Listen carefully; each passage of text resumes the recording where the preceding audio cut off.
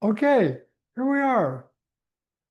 My favorite stuff today, dessert. So, um, childhood memories, right? This is reinventing the old comfort foods. And when I was a kid, Orange Julius was the thing. We didn't get to the Orange Julius place very often, but occasionally we did. It was such a treat. And there was something about those taste combinations that have always stayed with me. It's like, how do they do that? What are they? Because they never said what the tastes were. So, oh, vanilla. Yeah, I got to get that. That's part of it. So, basically, what I have come up with, from what I can kind of research on the web and on the Orange Julius website and everything, what is it that makes it what it is? Mango, obviously, mango is a big part of it. And, small one. Yeah, look. Mango, some fat, I'm using cashews, and oranges, and vanilla. So it is so easy to make this pudding because we just start with 2 cups of mangoes into the blender, 3 oranges peeled whole, navel oranges, mind you, because no seeds. So it makes it real easy. You use the navel oranges, no seeds, in they go. I wanted to do a little bit of zest, and I'm just not patient enough to do that. And you get so little, you know? So I take a little bit of the whole um, peel, and this is my quick zest method. So I am zesting my orange because there's a different flavor, that comes with the zest than from the juice and the pulp. That's And brilliant, Bill. yeah, right. I'm going to do that. Yeah, for sure. And also, there are different nutrients in the zest, the oils in that are in the skin. And keep in mind, the skin, of course, is like our skin. That's the plant's first defense against disease and pathogens and things that want to eat on them. And these oils and these nutrients that are in there in the skin are much higher in the types of things that will keep invaders out. In other words, it's strengthening their immune system, their defense against everything that wants to eat them. So when we eat that, it's interesting. Science is showing us how the nutrients that build a strong immune system in a plant, our bodies take in, and it supports our immune system to be strong and have a good defense against all the pathogens that are out there, happily wanting to use us as a host. So a little bit of zest and 3/4 of a cup of cashews. That makes it nice and rich. I'm going to put a 1/4 teaspoon of vanilla powder in.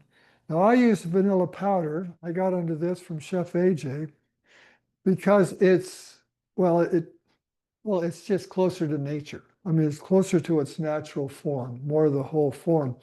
When you use the vanilla extract, that's gone through that whole process. It's been diluted with whatever it's diluted with, alcohol or water or whatever. And so if you do change to powder, keep in mind, if you're using a recipe that says like a 1/2 teaspoon of extract, use only 1/4 teaspoon of the powder. It's more potent. So it's about 2 to 1, I think it is. Most always is half as much powder as a recipe will have for extract. Okay, let's make this pudding.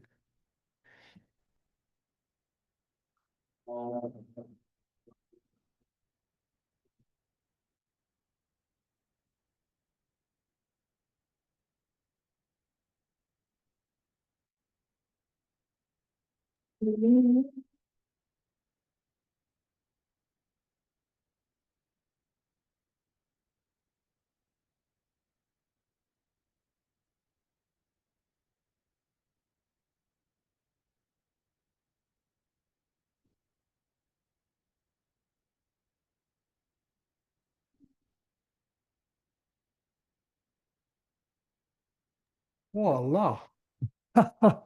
So could you consider this a raw dish? It's all raw Well, yeah, ingredients. yeah, it is Nothing cooked. completely raw, and it's interesting, when you get into fruit desserts and that, I don't think a lot about raw or cooked because just swing with it, but for someone who's wants to always stay raw, almost any of the fruit things that we do are raw. So let's just see how that came out. I Hey, think Bill, it do you looked think you could good. use chia seeds instead of the cashews Say it or again. chia seeds work instead of the cashews, do you think? Chia. Oh, could you put chia in? Instead of the cashews? You could. It would be quite a bit of chia. And the one thing that so there's two things about the cashews that I prefer. One is that they're light colored, so it keeps it kind of yellowy. Uh-huh. And so the chias would, well, unless you use the white chia, there is white chia. Mhm. So the chia would have that black speck. It would just make it appear different. And the chia, if you were going to try and get this richer flavor with that amount of chia, so I use 3/4 of a cup, that's a lot of chia. This would get pretty thick. You know how chia gels? Use hemp instead. So Hemp Connie's saying hearts. hemp heart? Is Yeah. that it? You want to move to a seed instead of a nut? Is that the idea? Well, Well, the other thing I thought maybe use half the cashews and a tablespoon of chia. yeah, you could. You just want Or to make it hemp. kind of, I or would hemp. use hemp Yeah. with the cashews. Yeah, Yeah. yeah. Hemp is Hemp has quite a a bit real nice. higher in omega-6 though. Yeah, that's right. So you need to kind of go through the map of what and listen to your wisdom, Yeah. and fine tune this to your wisdom, and make this the way you feel right, and then you can swing it the taste in that you can get the ratios, the proportions by what tastes right. But yeah, get those ingredients right for what you're drawn to, what you resonate with. That's your wisdom speaking. Listen to that. That's really good. Okay, so see, this is a nice kind of pudding consistency. Orange Julius on a spoon, I got to tell you. Okay, so I call it orange mango pudding. It's the Orange Julius Delight. And so we're going to set that aside for a minute because the other thing that I've started to do is to take my puddings and put them into a silicone muffin tin like this and freeze them. We have a new form of nice cream. So I'm going to do that with some of the mango pudding. And then I've been doing this where I got started on this is I've been doing this with our chocolate sweet potato chocolate pudding. Oh, I got to tell you, I really like chocolate and ice cream, but the base of this chocolate pudding, the sweet potato chocolate pudding, being sweet potatoes, it's a different flavor, and yet it gives that nice soft consistency that the banana, the frozen bananas don't dry hard like crystalline, like if you just take frozen cherries, when you freeze them hard, they're hard. But you freeze a banana and it's still a little bit chewy and soft, as is the sweet potato. So I'm playing with using sweet potato as a base for nice cream as well as bananas for nice cream because they have different flavor profiles. And personally, I really like the flavor of sweet potatoes for nice cream and a lot of other things. So we've shown you this before, but it's been a little while, so I'm going to show you again. It's a fabulous pudding. If you like chocolate pudding and you want to go to the whole food plant-based SOS free, away from the dairy, away from the eggs, away from the milk. What else did my mother use? I don't think there were eggs in my mother's chocolate pudding, but there was milk. Anyway, if you want to do it the real clean way, this is worth trying. Okay, so first I start with the dates and I want to break them up pretty fine. Look, Stephen. Mango pit. But I ate the whole thing. So I don't know if that's you just a noticed, little it's bit. just Oh, starting thanks, to honey. ball up. And that's far as I want to go, because if you get this too much was of a still very ball edible. of dates, Janet, we hear you, sweetheart. Oh, I'm I'll sorry. mute you. I am, No there we problem. go. So if you let the dates ball up too much, then when you put the other ingredients in, you kind of have this ball of dates. So you want to break them up really well, but you don't want to get them too conglomerated in there that they're going to have trouble breaking up into the other ingredients. So I've got my dates well chopped. I've got 4 cups of sweet potato that I bake. Now, when I bake the sweet potatoes for the chocolate pudding, I like to bake them covered because when they're covered, they keep a lot more moisture in. I forgot that this morning. So I bake them uncovered, so they're not quite as moist as they are when I bake them covered. But what I do, if it's too thick, which it will be, is I just add some water. And the last batch that I did, where I knew I was going to make an ice cream with it, I thinned it with almond milk instead of water. And that kind of gives it more of that ice cream, that richer ice cream flavor. So that's an option too. You can always do that. Okay, we're starting to get there. Yeah, see, these are a little bit dry, so they're having a little trouble um, getting broken in there, but we can make this happen. Push it all down. Okay, and then what I'll do, I think I can add my cacao now. So there is a 1/2 cup of cacao, and that's what chocolates it. So again, I mean, look at 3 ingredients. I mean, how much simpler is that? So dates, sweet potato, and cacao. That's it. That's it. That's it. Now, on our original recipe, we said if you want to make it a little richer, you could add a 1/2 avocado or something like that, which you can, but we never do. And so, we're wanting to really keep our fat intake down. We always do it in the whole food form, but for this, there isn't even any added fat speak of. I just pulse this to begin, otherwise I get this big cloud of cacao. Get it started, get it going down in there. And then we're getting it to go. Okay. So it's quite thick because I didn't do the cover on the potatoes. So I'm gonna add some water, and I love this Cuisinart because I can put it right in.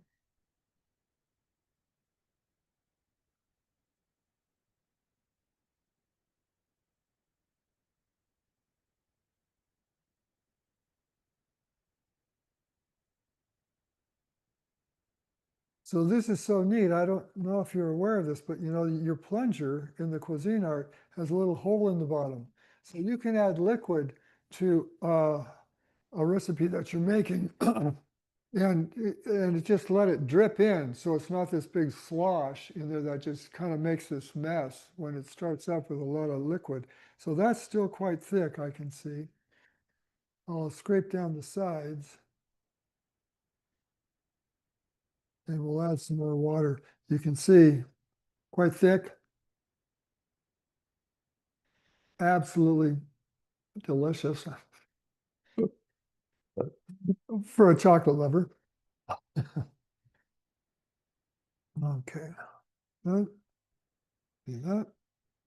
And we'll add some more water and get it down to more of a pudding consistency.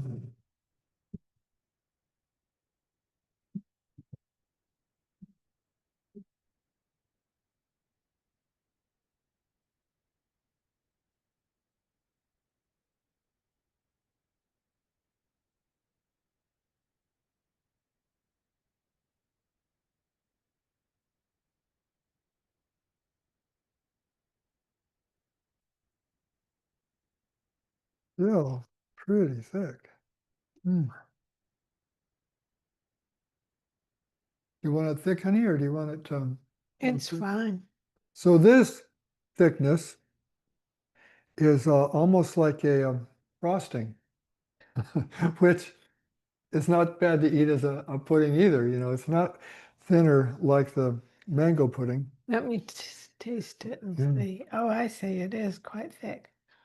Want it thinner? It's really good. I'll leave it like that. A little bit more A little water. more water. Not much. This is a collaborative effort.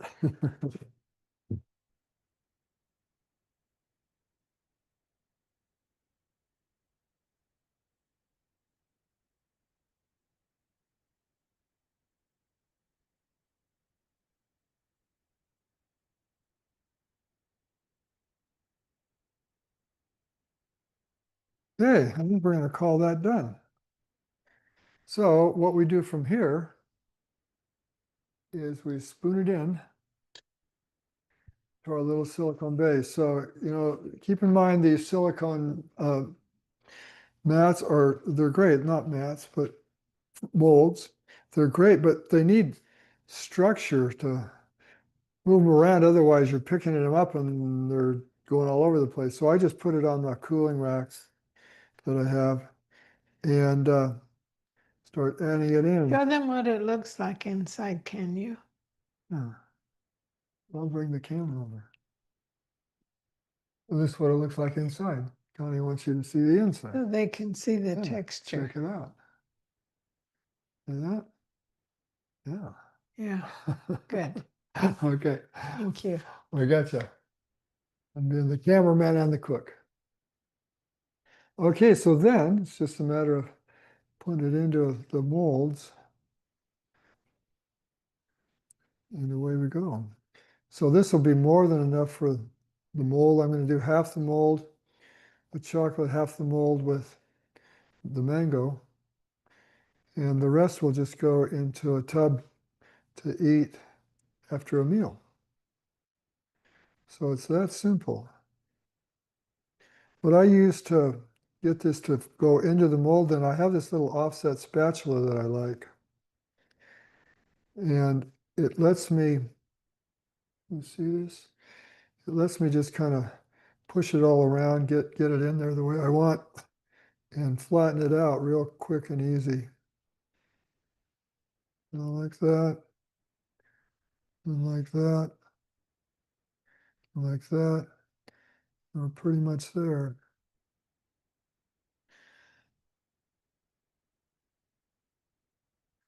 Okay, so That's clever. chocolate.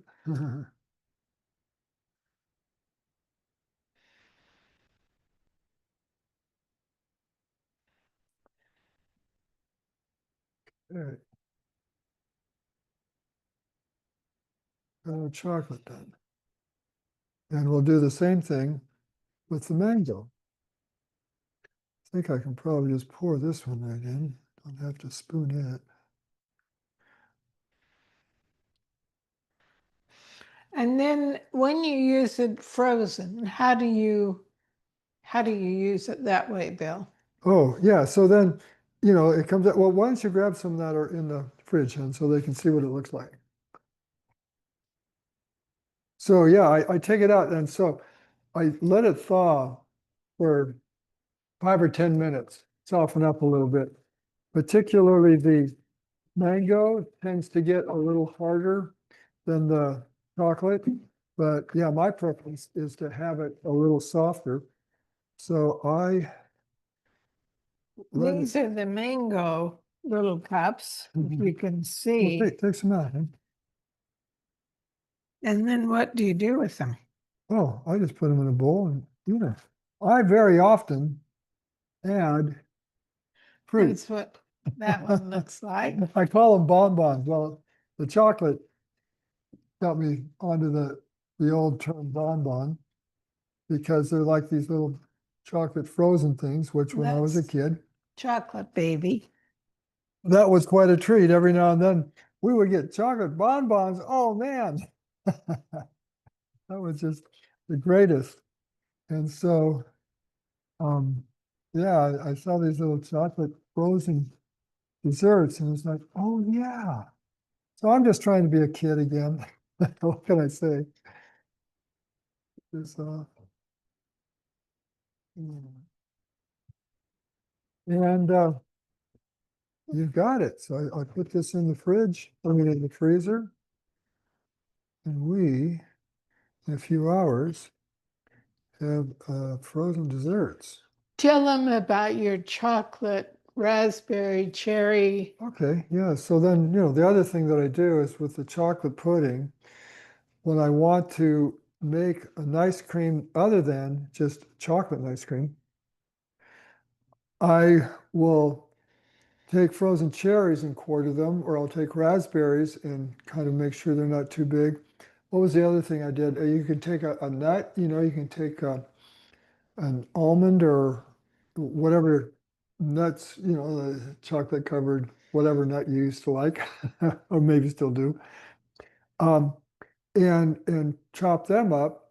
And then I just fold in the cherries or the raspberries or the nuts into the pudding and freeze that. And then I've got a chocolate cherry ice cream or chocolate raspberry. And I tell you, it's really good. The other thing that I do, as I told you, I sometimes, quite often actually, have some fruit with the frozen ice cream. So I let the cherries thaw and I let the chocolate thaw and just have the fruit like on top of the ice cream. Delicious. And I you think could make fudgesicles or Oh, yeah, popsicles out of these that's if you true. have the mold for that. Yeah, They'd be good. really good. Yeah. You know, that reminds me of what got me started with the chocolate pudding into the ice cream was that my brother and I both used to love fudgesicles, but he, in his adult life, continued to like fudgesicles. And he'd have a fudgesicle every night after dinner. And so when I would go to visit, it's like, hey, Bill, you want a fudgesicle? It's like, oh, I don't think so. We just have this nice meal. And to put frozen dairy on top of that, my body just kind of goes, not the best time. So I didn't used to join him in that, but I remember he used to have it. And so I was eating the chocolate pudding one time, and I go, gosh, this is just like that fudgy chocolate, that we used to have in a fudgesicle. And I went, whoa, why don't I freeze it? So that's how this whole thing got started, freezing puddings.